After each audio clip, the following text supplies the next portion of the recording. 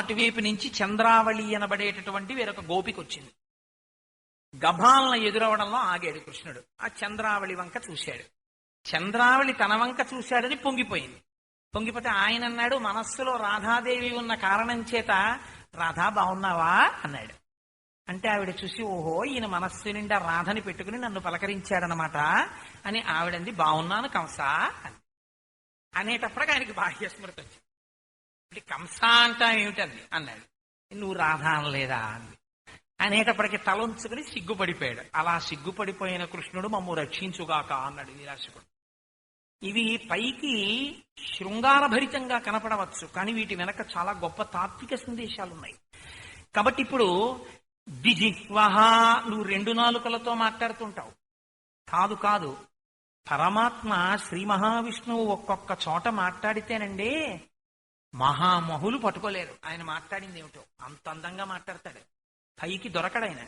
ఎంత మాయ కంబిస్తాడో నిజంగా. వామనమూర్తిగా వెడుతున్నప్పుడు బలిచక్రవర్తిని చూసి ఆశీర్వచనం చేశాడు మహానుభావుడు.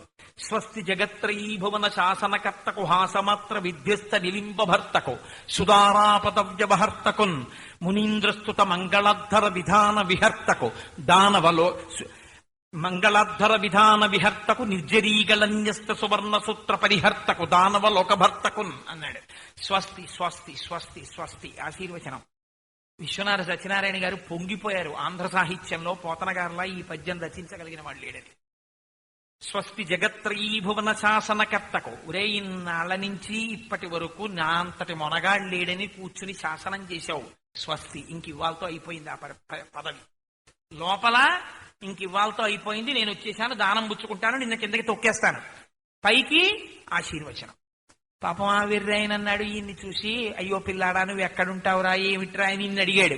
అడిగితే ఆయన ఎంత చమత్కారంగా మాట్లాడాడో తెలుసా అండి. ఎవ్వరి వాడనంసే రీతి పలుకుదు ఒక చోటనకయందుండ నేర్తు, ఇది నాకు నెలవని ఏ రీతి పలుకుదు అన్నిలో కంబుల ఉండ నేర్తు, ఇది నడువడి అని ఎట్లు వక్క నింతు పుని ముప్పోకల పోవ నేర్తు, అది నేర్తు ఇది నేర్తు అని ఏల చెప్పంగ నిరుపులన్నీయుని నేర్తు, ఒరులు నాకు కాదు ఒరులకు నేనవుదు ఒంటివాడ చుట్టమొకడు లేడు, తొల్లి సిరియు కలదు చెప్పెద నాటెంకి సుజనులందు తరచు సొచ్చియుండు అన్నాడు. ఇక్కడ ఉంటాను అక్కడ ఉంటానని ఏం చెప్తానులేండి, అంతటా ఉంటాను. ఫలానా వాళ్ళ పిల్లాడినని నేను ఏం చెప్తానండి, వాళ్ళ మాట వింటే కదా ఏదో నాకు తోచిన పనులు నేను చేస్తూ ఉంటాను. ఇది చదువుకున్నాను అది చదువుకున్నానని చెప్పడం ఎందుకు? లోకంలో ఎన్ని చదువులు ఉన్నాయని మీరు అనుకుంటున్నారో అవన్నీ నేను చదివానని అనుకోండి. ఇంతకు ముందు నాకు చాలా లక్ష్మి ఉండేది, ఇప్పుడు మాత్రం లక్ష్మి లేదు. అంటే బ్రహ్మచారిగా ఉన్నాను, కానీ నాకు ఒక్క బలహీనత ఉంది, నన్ను ఎవరు తలుచుకుంటూ ఉంటారో వాళ్ళ దగ్గర మాత్రం నేను ఉంటూ ఉంటాను. ఇవన్నీ పైకి వినడానికి బ్రహ్మచారి లక్షణాల్లా కనపడుతుంటాయి. ఆంతరమనందు శ్రీ మహావిష్ణువు యొక్క తత్వాన్ని చెప్తున్నారు. పైకి చెప్పేటప్పుడు చక్కగా ఒక బ్రహ్మచారి గురించి చెప్పినట్టు చెప్తున్నారు. ఎక్కడెక్కడ మాయ కమ్మించి రాక్షస సంహారము తన అవతార ప్రయోజనము నెరవేర్చుకోవాలో అక్కడక్కడ అలా మాట్లాడగలిగినటువంటి లక్షణం ఉన్నవాడివి. అందుకని ద్విజిహ్వః, నీకు రెండు నాలుకలు. మన వాళ్ళు చూడండి, ఎప్పుడైనా ఇవాళ మాట్లాడిన మాట రేపు మార్చేశాడు అనుకోండి, అబ్బాయి నేను ఆ ఉద్దేశ్యంతో అనలేదండి ఇందుకన్నానండి అన్నాడు అనుకోండి. రాజుగారి పెద్ద భార్య చాలా మంచిదండి అన్నాడు ఇవాళ. అంటే రేపు చిన్న భార్య వచ్చి కబురు చేసింది, ఓసారి రమ్మనండి కోటేశ్వర అన్నాడు. వెళ్ళాడు. ఏమిటి నిన్న మీరు నేను చెడ్డదాన్నని చెప్పారట? ఎప్పుడు చెప్పానమ్మా? నిన్న రాజుగారి పెద్ద భార్య మంచిదన్నారట. అవును, ఆవిడ నన్ను ఎప్పుడూ పిలుస్తుంటారు, ఏదో భాగవతంలో పద్యం చెప్పమన్నారు, మీరు ఎప్పుడూ పిలవను లేదు, నేను మిమ్మల్ని చూడను లేదు.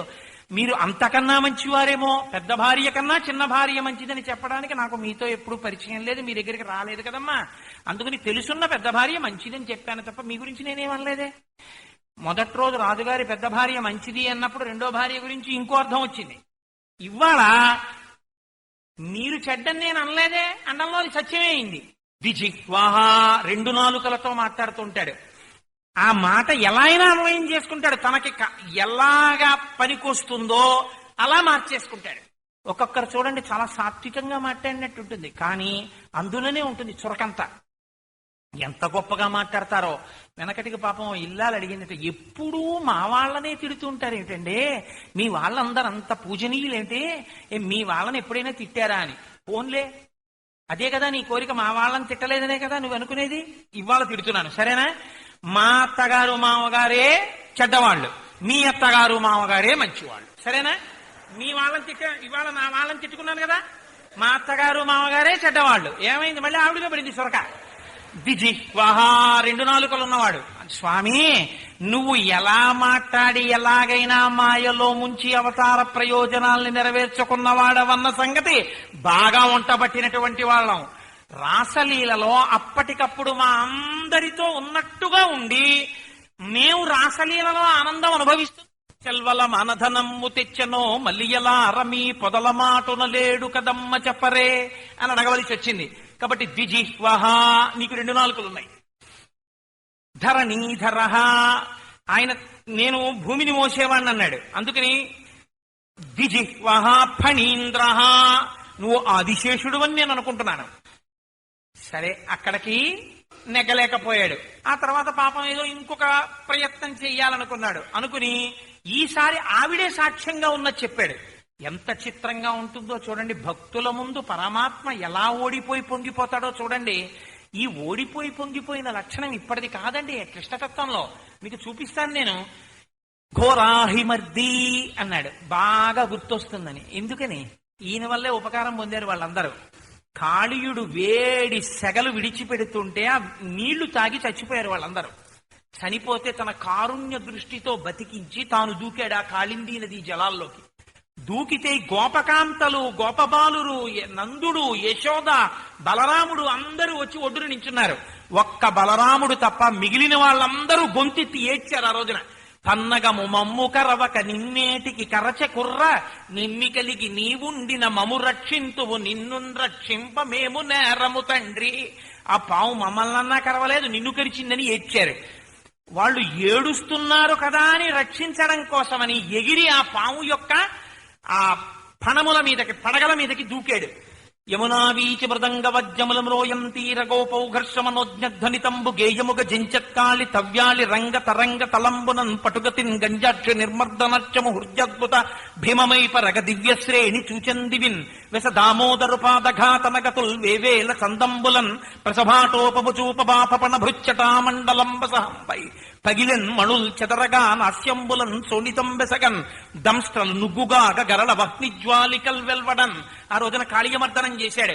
ఆ యమునా నది ఒడ్డున ఉన్నటువంటి గోపకాంతల యొక్క ఆనందంతో కూడిన అరుపులు పాటగా, యమునా నదీ కెరటముల యొక్క చప్పుళ్ళు మధ్యల ధ్వనిగా, అది రంగస్థలంగా కాళీయుడి పడగల మీద నాట్యం చేసి ఘోరాహిమర్ది, కాళీయుణ్ణి మర్దించాను. ఆ రోజున నువ్వు ఎదురుగుండా ఉన్నావు, నీకు గుర్తులేదు అని అడిగితే ఆవిడ ఎంత చమత్కారో చూడండి. వెంటనే ఆవిడంది, కిమసి ఖగపతి, అయితే గరుడుడివా అంది ఆవిడ.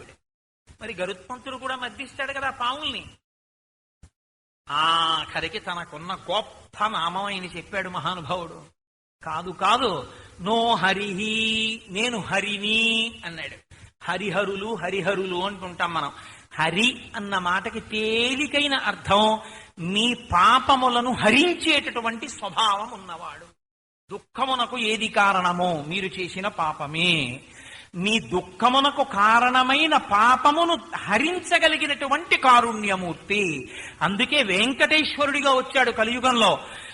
ఆ వచ్చినటువంటి వాడు కేవలం పాపములు అన్నీ ఉండేటటువంటి వెంట్రుకలని, ఆశ్రయస్థానములు వెంట్రుకలు కనుక తల వెంట్రుకలను తాను తీసుకుని ఆ రూపంలో మీ పాపాలని తీసేస్తాడు. వేం అంటే పాపం, కటతీతి ఇతి వెంకట. అలా పాపములను తొలగించి మీకు దుఃఖములు లేకుండా మీకు సుఖములు కలిగేటట్టుగా అనుగ్రహిస్తాడు. అంతటి కారుణ్యమూర్తి. అందుకని నా పేరే అది అసలు, హరిహి అన్నాడు.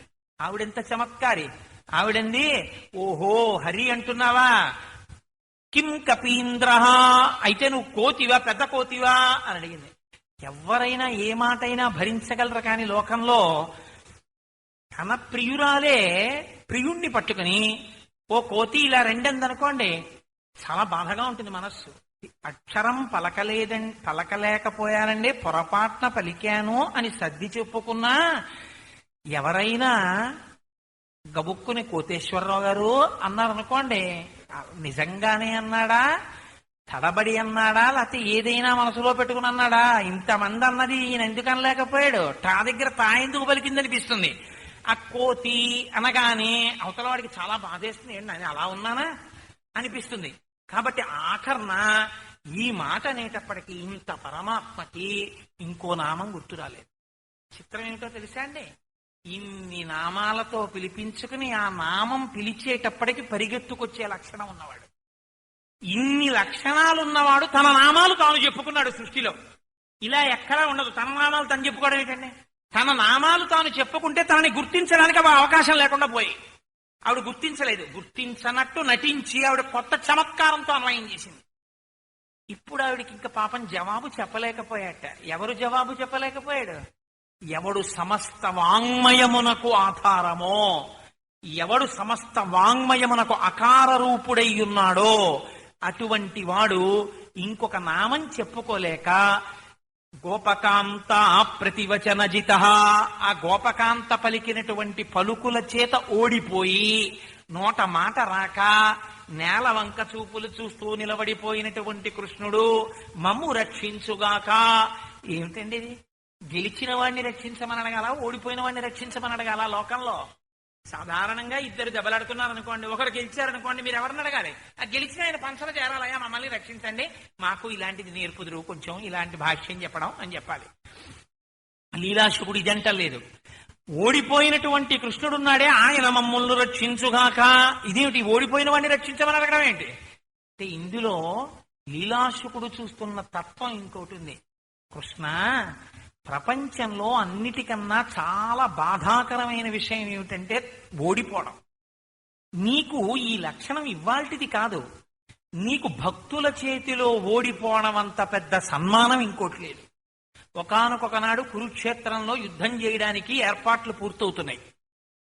ఎవరో వచ్చారు కృష్ణ పరమాత్మ వైపు నుంచి, అర్జునుడి వైపు నుంచి వచ్చి చెప్పారు, భీష్మాచార్యుల వారు సర్వసైన్యాధిపతి కురుక్షేత్రంలో కౌరవుల వైపు. కృష్ణుడు రథసారథ్యం చేస్తాట, అర్జునుడి రథం నడుపుతాట, అస్త్రం పట్టట, ఆయుధం పట్టట అని. అంటే భీష్ముడు ఒక చిత్రమైన ప్రతిజ్ఞ చేశాడు. కృష్ణుడి చేత నేను ఆయుధం పట్టిస్తానని ప్రతిజ్ఞ చేశాడు. ఆయుధము పట్టనని ప్రతిజ్ఞ చేసిన వాడు పరమాత్మ అన్న విషయం భీష్ముడికి తెలీదా? స్పష్టంగా తెలుసు. తెలుసుండి ఏమని ప్రతిజ్ఞ చేశాడు? పరమాత్మ యొక్క ప్రతిజ్ఞని నేను భంగం చేయిస్తాను, ఆయన ప్రతిజ్ఞ భంగం అయిపోయేటట్టు చేస్తాను, పట్టిస్తాను ఆయుధం అన్నాడు. ఇప్పుడు కురుక్షేత్రం ప్రారంభమైంది. భగవంతుడి చేత ఆయుధం ఎలా పట్టించచ్చో, ఈశ్వరుడే చేసినటువంటి ప్రతిజ్ఞ ఎప్పుడు పక్కన పెట్టేస్తాడో భీష్మాచార్యుల వారు లోకానికంతటికీ నేర్పాడు. ఎప్పుడు చేశాడో తెలుసా అండి ఈ స్థుతి? ఆఖరణ అంపశయ్య మీద పడుకున్నప్పుడు చేశాడు మహానుభావుడు.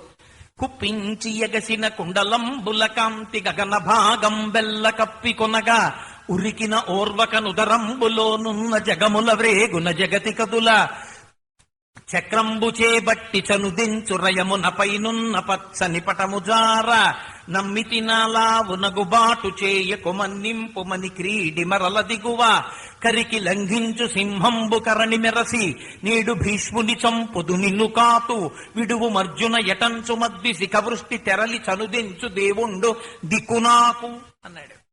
ఆనాడు భీష్మాచార్యుల వారు కృష్ణుడితో ఆయుధం పట్టించడం కోసమని ఎడతెరిపి లేకుండా అర్జునుడి మీదకి బాణాలు వేశాడు. వేస్తే కృష్ణ పరమాత్మ ఇంకా తిరిగి బాణం కూడా వెయ్యలేని స్థితిలోకి వచ్చేసినటువంటి అర్జునుడు ఏమిటి బాణాలు వేయలేకపోతున్నాడు ఏమిటని ఇలా వెనక్కి తిరిగి చూశారు. పూచిన మోదుగు చెట్టు ఎలా ఉంటుందో అలా ఉన్నాడు అర్జునుడు. ఒంటి నిండా రక్తధారలు కారిపోతున్నాయి. తాను ఎదర కూర్చుని సారథ్యం చేస్తుంటే తనని నమ్ముకుని యుద్ధంలోకి దిగినటువంటి వాడు, కృష్ణుడు ఉన్నాడు అన్న పూనికతో ఉన్నవాడు, తనకి పరమభక్తుడైనటువంటి వాణ్ణి స్వచ్ఛంద వరం ఉంది కదా అని ఇన్ని బాణాలేసి కొట్టేస్తాడా? చూడి భీష్ముడిని ఏం చేస్తాను అనుకున్నాడు. అంతే మర్చిపోయాడు. ఆయుధం పట్టను అని ప్రతిజ్ఞ చేశానన్న విషయం మర్చిపోయాడు. ఒక్కసారి కుప్పించి ఎగసిన కుండలంబుల కాంతి గగన భాగం బెల్ల కప్పి కొనగా అంపశయ్య మీద పడుకుని చెప్పుకుంటున్నాడు మహానుభావుడు భీష్ముడు. పొంగిపోతూ ఆ రోజున రథంలోంచి దూకేస్తే కుండలాలు రెండు ఇలా ఊగితే వాటి కాంతి ఆకాశం అంతా కప్పేసింది. ఒక్క దూకడంలో ఆయన కడుపులో ఉన్నాయేమో లోకాలన్నీ కదిలిపోయాయి. భీష్ముడి మీదకి కోపంతో పరిగెత్తుకొచ్చేస్తుంటే పైన వేసుకున్న ఉత్తరీయం జారి యుద్ధభూమిలో కింద పడిపోయింది. అర్జునుడు రథంలోంచి కిందకి దూకి ఆ ఉత్తరీయం తీసి చేత్తో పట్టుకుని, బావా బావా, అర్జునుడు చేత కాకపోతే, యుద్ధం చెయ్యలేకపోతే కృష్ణుడు ఆయుధం పట్టాడంటుంది లోకం. వద్దు బావా, వదిలేయి వదిలేయి వదిలేయి అని వెంట పడుతున్నాడు. నిన్ను చంపుతానని నీ మీద ఇన్ని బాణాలేస్తాడా? నేను నీ ఎదరుండగాను చూడి ఇవాళ ఏం చేస్తాను. ఏనుగు మీద పడి చంపేసేటటువంటి సింహంలా ఇవాళ భీష్మాచార్యుల వారి యొక్క గుండెలు వ్రక్కలు చేసేస్తానని సుదర్శన చక్రం పట్టుకుని నా వైపుకు పరిగెత్తుకొచ్చేశాడు. ఆ రోజున ఆయుధం పట్టనన్న ప్రతిజ్ఞ మర్చిపోయాడు. తన భక్తుడి జోలికి వెళ్ళేటప్పటికి, తన భక్తుడి జోలికెడితే తన ప్రతిజ్ఞ పోతుందని కూడా చూసుకోకుండా మర్చిపోయిన ఆ కృష్ణుడున్నాడే, ఆయన నన్ను రక్షించుగాక అని అంపశయ్య మీద పడుకుని చెప్పుకున్నాడు భీష్మాచార్యుల వారు. భక్తుల చేతిలో ఓడిపోవడం పరమాత్మకి ఎంత ఆనందం మహానుభావుడికి. ఓడిపోయి దెబ్బలు తిని సంతోషపడిపోయి వాటిని ఆభరణాలుగా స్వీకరిస్తూ ఉంటాడు. అంతటి భక్తపరాధీనుడు కనుక లోపలనున్న గోపిక చేత ఓడింపబడినటువంటి కృష్ణుడు పరమ ప్రసన్నుడు, చాలా సంతోషపడిపోతాడు. ఓహోహో, ఇవాళ నా నామాలు నేను చెప్పుకునే స్థితి వచ్చింది. అసలు లోపలున్నావిడ చెప్పాలి నా నామాలు, నేనే చెప్పుకున్నాను. నా నామాలు నేను చెప్పుకున్నా కూడా నేనెవరో నేనే ఆవిష్కరించుకోలేని స్థితి వచ్చింది. ఋషులు నా గురించి చెప్పారు, వేదాలు నా గురించి చెప్పాయి, భక్తులైన వారు నన్ను తెలుసుకున్నారు, నా నామాలు చెప్పుకున్నారు, పిలిచి నామము చేత నామిని పట్టుకున్నారు. నేను ఇది ఆఖరికి చెప్పుకోలేని స్థితిలో, వాక్కులేని స్థితికి నన్ను తీసుకెళ్లిపోయింది. ఏమీ ఈవిడ శక్తి. నా హరి అన్న నామం పనికి రాలేదు, చక్రి అన్న నామం పనికి రాలేదు, ఘోరాహిమర్ది ఆవిడే సాక్ష్యం పనికి రాలేదు. నేను ఎన్ని చెప్పినా ఇంకో అన్వయం చేస్తోంది. ఇంకా నేను ఈవిడితో ఏం మాట్లాడగలను అని అసలు లోకమునకు మాటలు నేర్పగలిగినటువంటి వాడు మాట్లాడలేకుండా చేసినటువంటి ప్రజ్ఞ కలిగిన గోపిక ఆ ప్రజ్ఞ పొందినది నీ కారుణ్యము చేతనే ఈశ్వరా. అలా ఓడిపోవడం నీకెంత ఇష్టమో, ఆ ఓడిపోయిన నాడు ఎంత ఆనందపడిపోయావో. ఆనందపడిపోయి ఓడిపోయిన వాడు తల ఉంచుకుంటే సిగ్గుపడాలి. నువ్వు అలా ఓడిపోయి తల ఉంచుకోవడంలో ఎంత పొంగిపోయావో. ఆ పొంగిపోతున్న నీ రూపము మమ్ములను కూడా రక్షించుగాక. ఈ దర్శనాన్ని మీకు ఇవ్వడానికి, ఆ సౌలభ్యాన్ని మీకు ఆవిష్కరించడానికి, ఆ కృష్ణ తత్వమును మీ ముందు తీసుకొచ్చి పెట్టడానికి లీలాశుకుడు చేసినటువంటి ఒక అద్భుతమైనటువంటి ప్రక్రియ కాదు కాదు, గొప్ప ఔదార్యం, మహాత్యాగం. నేనైతే అంటాను, నేను ఒక ధ్యానమునందు ఒక విషయాన్ని అనుభవించాను అనుకోండి, ఒక విషయాన్ని అనుభవిస్తే వాళ్ళకి వీళ్ళకి చెప్పామనుకోండి, పేర్లు పద్దులు పెట్టారనుకోండి, వంకర మాటలు మాట్లాడారనుకోండి, దాని అందం పోతుంది. అయినా నేను ఎందుకు చెప్పాలి వాళ్ళందరికీ? నేను ధ్యానంలో అనుభవించింది నా సొత్తు, మాకేవో కనపడుతుంటాయో అంటాం అంతే, చెప్పం. కానీ ఆయన అలా అనలేదు లీలాశుకుడు. శబ్దములు చేయలేక ఇంకా తన నామము చెప్పుకోలేక నిలబడిపోయిన కృష్ణుని యొక్క సౌలభ్యాన్ని మీకు శ్లోక రూపంలో, శబ్ద రూపంలో మీకు అందించి ఆయన కృపని, ఆయన అనుగ్రహాన్ని మీ మీద వర్షింపచేశారు. మన ఋషులు ఇంతటి తాత్వికులు, మన ఋషులు ఇంతటి ఔదార్యమూర్తులు తప్ప మేము చెప్పేది ఎవరు వింటున్నారో, మేము చేసే ప్రార్థనలు ఎవరు చేస్తున్నారో, మేము చెప్పిన మార్గంలో ఎవరుంటారో వారికి మాత్రమే ఈ రక్షణలు కలుగుతాయని చెప్పిన వారు కారు. వారు ఏది చెప్పినా మహా ఇది అందరికీ వర్తిస్తుంది, ఎవరెవరు దీన్ని పట్టుకున్నారో వాళ్ళందరికీ ఇది వర్తించాలి అని విశాల హృదయంతో, ఔదార్యంతో, ఎల్లలు లేక, హద్దులు లేక, సంకుచితత్వము లేక తాము అనుభవించినటువంటి ఆనందాన్ని శాబ్దిక చిత్రంగా గీసి మీకు అందించినటువంటి మహాపురుషులు. వాళ్ళ యొక్క రుణం ఎలా తీరుతుంది?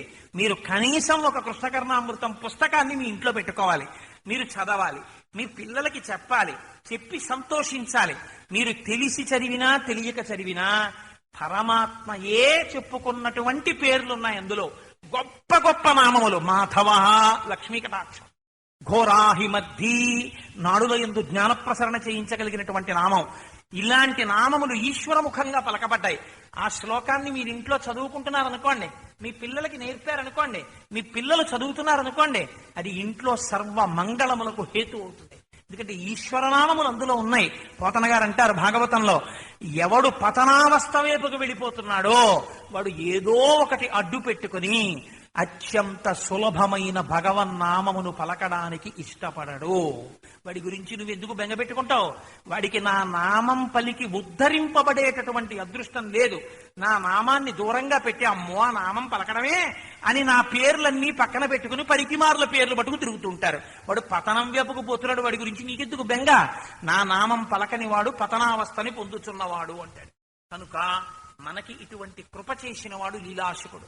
కాబట్టి ఆ రెండవ లీల ఆ మహానుభావుడు కృష్ణ పరమాత్మ ఆయనకి దర్శింపచేశారు.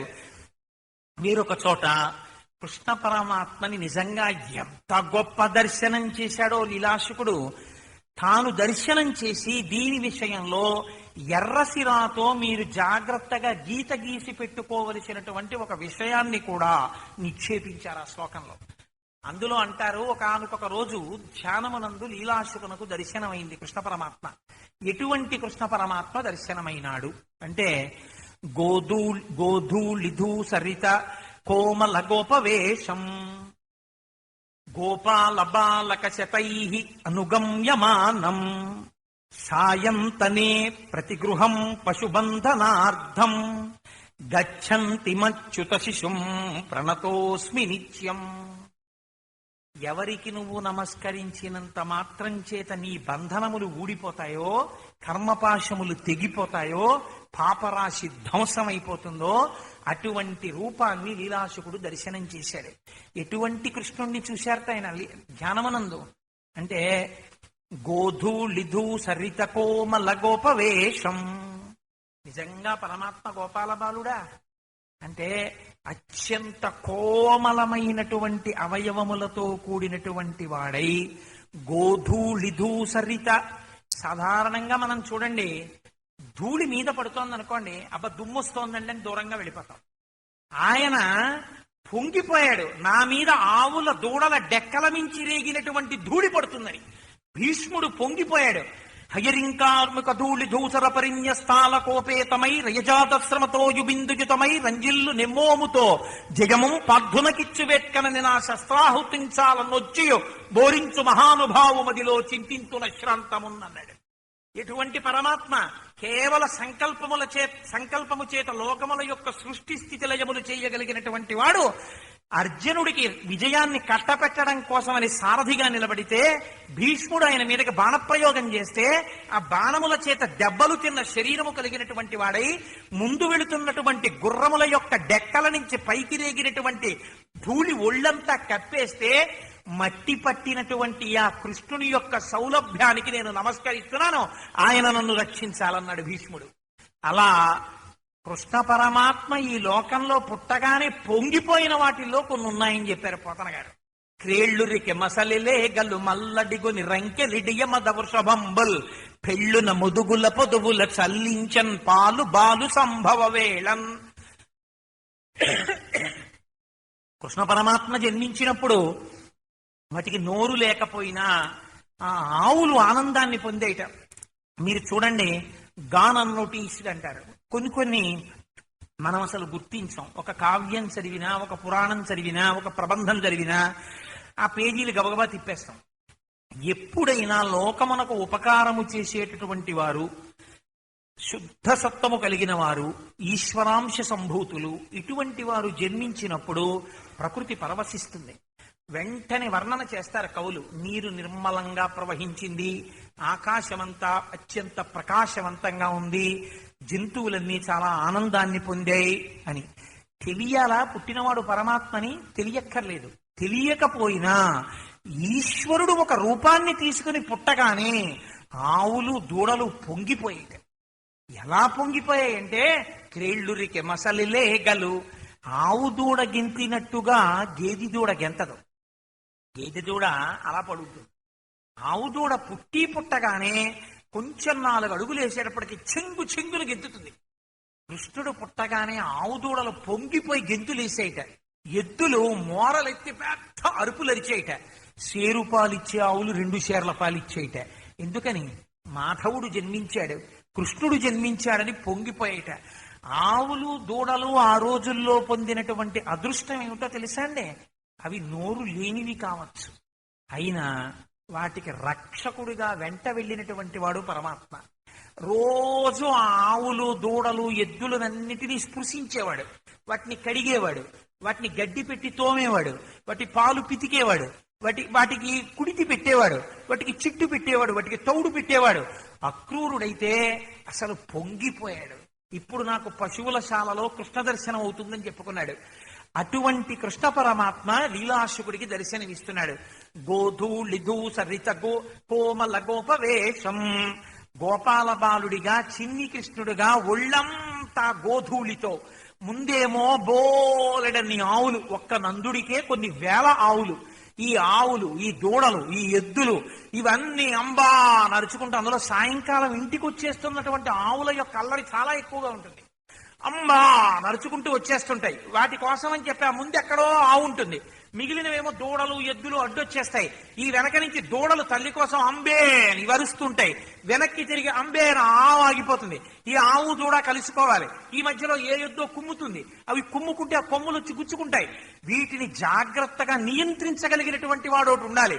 ఈ దూడల మధ్యలోకి పరిగెత్తికి వెళ్ళగలగాలి, వాటిని పట్టుకోవాలి, విడదీయాలి. ఎవరి ఇంటిలోకి వెళ్ళవలసిన దూడల్ని ఆ ఇంట్లోకి తొయ్యాలి.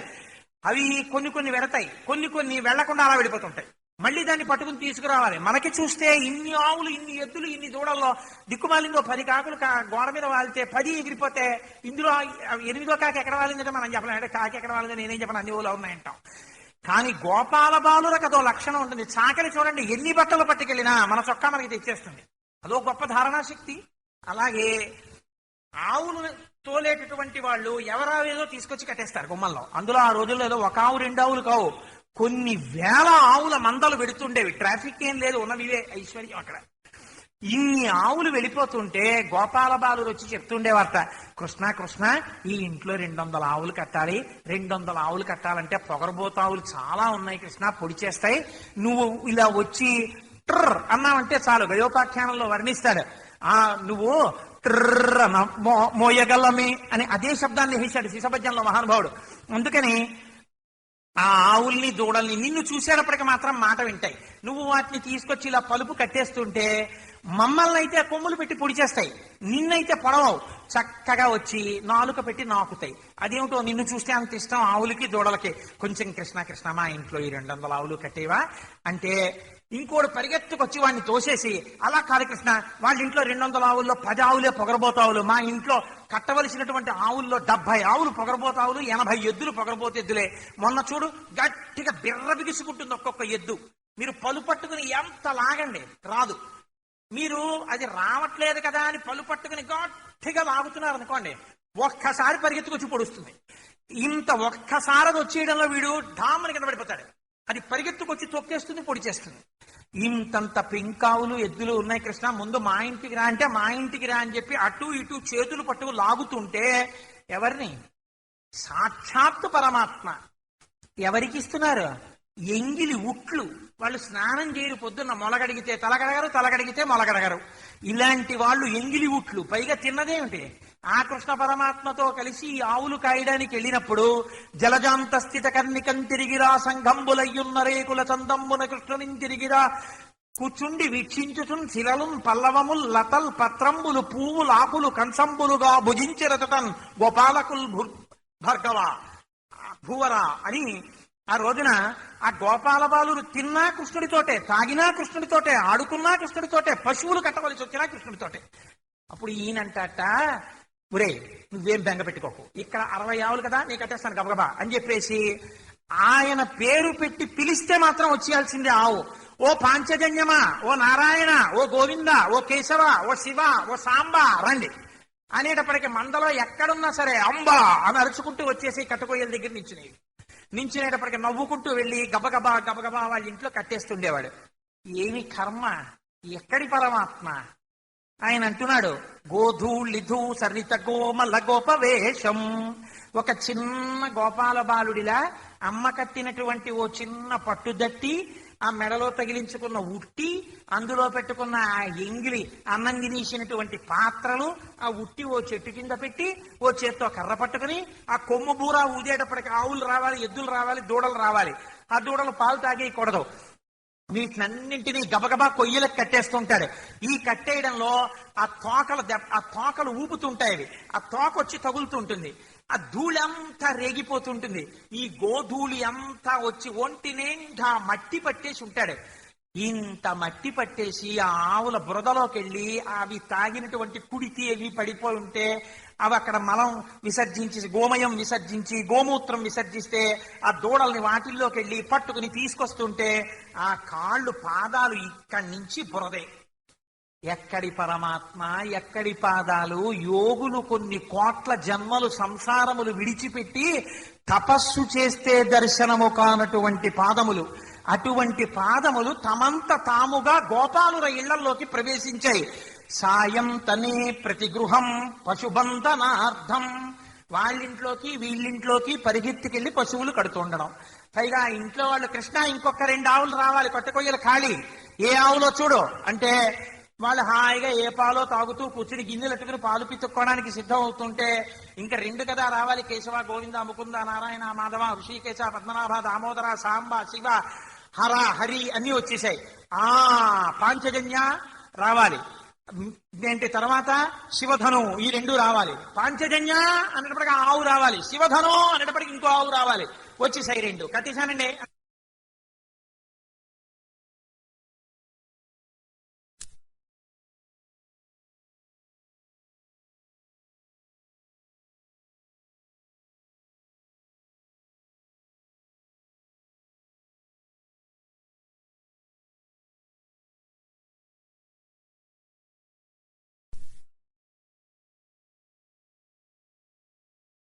ఏ గోపాల బాలుడు ఆ ఇంట్లో కట్టుకోట. కృష్ణుడి ఆవులు మాత్రం అన్ని వెళ్లి చక్కగా వాళ్ళ ఇంట్లో ఉంటాయి. మిగిలిన అటు పారిపోయేదోటి, ఇటు పారిపోయేదోటి, తోకెత్తి పరిగెత్తేదోటి, పరిగెత్తుకుంటూ వెళ్ళాలి, దాన్ని పట్టుకోవాలి, మళ్ళీ తీసుకొస్తూ ఉండాలి. తీసుకొచ్చి సాయం తనే ప్రతిగృహం పశుబంధనార్థం. అందరి యొక్క పాశములను విప్పి అనుగ్రహించగలిగిన పరమాత్మ సాయంకాలం వేళ ప్రతి ఇంటికి వెళ్లి పశువుల యొక్క పాశములు పట్టుకుని గుంతలకు కడుతున్నాడు. ఏమి ఆశ్చర్యం! ఎంత సులభుడైపోయాడు! ఆవులు, దూడలు, గోపాల బాలురు, గోపకాంతలు, గోపపురుషులు వీళ్ళందరూ ఆయన్ని చూస్తున్నారు, ఆయనతో ఆడుకుంటున్నారు. సాయం తనే ప్రతిగృహం పశుబంధనార్థం గచ్చంతమచ్యుత శిశుం. ఈ మాట మీరు ఒడిసి పట్టుకోవాలి. ఇలా వెడుతున్నవాడు ప్రాకృత బాలుడు కాడు, చేతకానివాడు కాడు. ఆయన నిజంగా ఆవుల్ని దూడల్ని కట్టుకోవలసిన వాడు కాడు. అచ్యుత శిశుం వేసేశాడంతే విలాసం. అచ్యుతుడు అంటే తేలికగా చెప్పాలంటే 6 వికారములకు అందనివాడు, వికారములకు అతీతమైన వాడు, సత్యమైన వాడు, సర్వకాలముల యందుండువాడు. అటువంటి వాడు ఇవాళ ఒక గోపబాలుడిగా తాను కూడా ఓ చిన్న పంచె కట్టుకుని, ఓ ఎంగిలికుండ ఆ ఉట్టిలో పెట్టుకుని, కర్ర పట్టుకుని పశువుల్ని కడుతూ అందరిళ్లల్లో కెడుతూ ఆ చిన్ని కృష్ణుడే పెరిగి పెద్దవాడయ్యాడమ్మా అని ఆయన్ని పిలుస్తుంటే, వికారములు లేనివాడు వికారములను, తనకంటూ చెయ్యవలసిన కర్మ లేనివాడు ఒక కర్మ చేస్తూ, అసలు తాను చెయ్యవలసిన కర్మకి వ్యతిరేకమైన కర్మ చేస్తూ ఆయన పనేమిటి? ఎవరు కృష్ణుణ్ణి ధ్యానించారో వాళ్ళ పాశములు విప్పేయాలి. ఇవాళ పాశములతో పశువుల్ని కడుతున్నాడు. ఎంత చిత్రం! ఇది హేయమైనది, ఎవ్వరూ చెయ్యనిది. అటువంటిది ఆయన చేస్తున్నాడు. కోటేశ్వరరావు గారు, మీరు మా ఇంటికి పెళ్లికి తప్పకుండా రావాలండి, మా ఇంటికి వచ్చి మా అబ్బాయిని కోడల్ని ఆశీర్వచనం చెయ్యాలి అని మీరు అన్నారనుకోండి, చాలా సంతోషం అమ్మా, తప్పకుండా వస్తాం అంటాం. కోటేశ్వరరావు మంచి దుఃఖముక్కలా ఉంటారు, నీళ్లు రావట్లేదు, మా నూతులో కొంచెం పెళ్లికి 50 బకెట్ల నీళ్లు తోడి పెట్టాలి, కాస్త తెల్లవారకట్టే వచ్చేయండి అన్నారు అనుకోండి.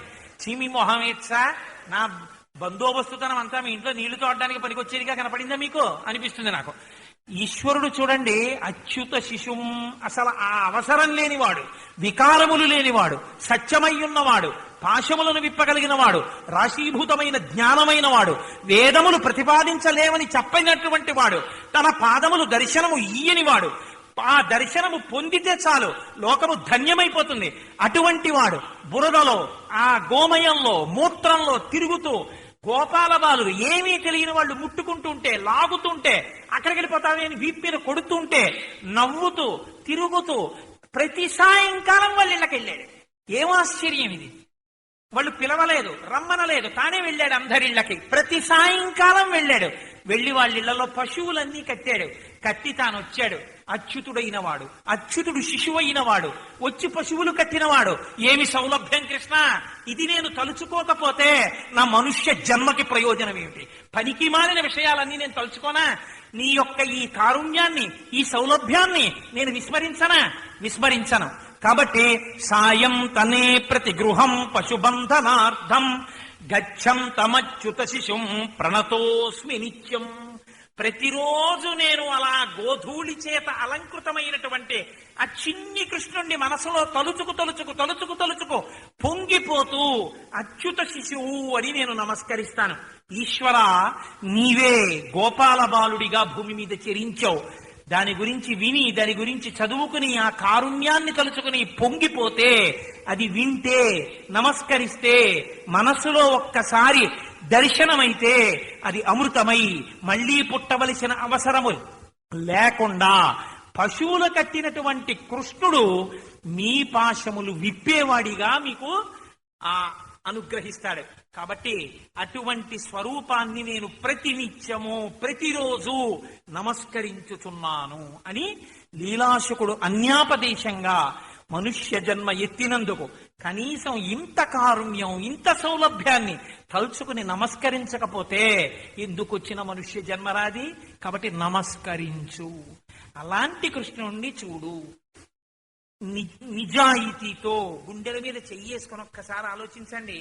భాగవతం 12 స్కంధాలు చదివేశామండి, భాగవత ప్రవచనాలు చేసేసామండి అంటాం.